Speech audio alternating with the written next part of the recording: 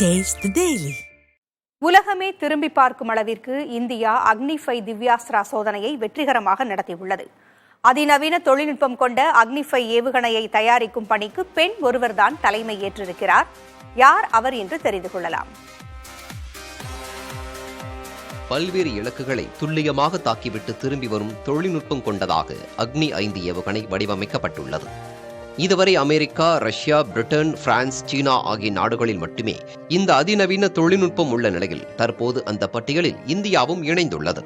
இவ்வளவு அதிநவீன ஏவுகணையை உருவாக்கிய திவ்யாஸ்திரா திட்டம் DRDO விஞ்ஞானி ஷீனா ராணியின் தலைமையில்தான் செயல்பட்டு வருகிறது. ஹைதராபாத்தில் உள்ள ஏவுகணை வளாகத்தை சேர்ந்த விஞ்ஞானி ஷீனா ராணி 1999ஆம் ஆண்டு முதல் ஏவுகணை தயாரிப்பு அமைப்புகளில் பணிபுரிந்து வருகிறார். ஆற்றலின் ஆற்றல் மையம் என அழைக்கப்படும் 57 வயதான ஷீனா ராணி எலக்ட்ரானிக்ஸ் மற்றும் கம்யூனிகேஷன்ஸ் இன்ஜினியர்.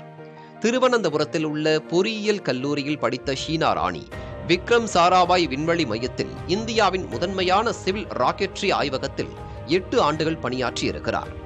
1998ஆம் ஆண்டு புக்ரான் அணுகுண்டு சோதனைக்கு பிறகு DRDOவுக்கு மாற்றம் செய்யப்பட்ட ஷீனா ராணி 1999ஆம் ஆண்டு முதல் அக்னி ஏவுகணை கட்டுப்பாட்டு அமைப்புகளில் பணியாற்றி வருகிறார்.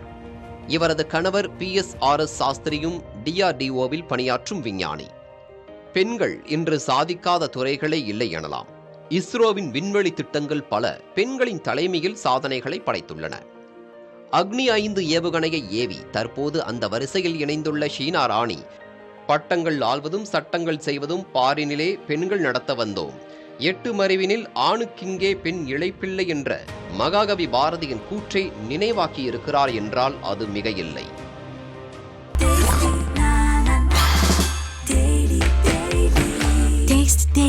Taste the Daily.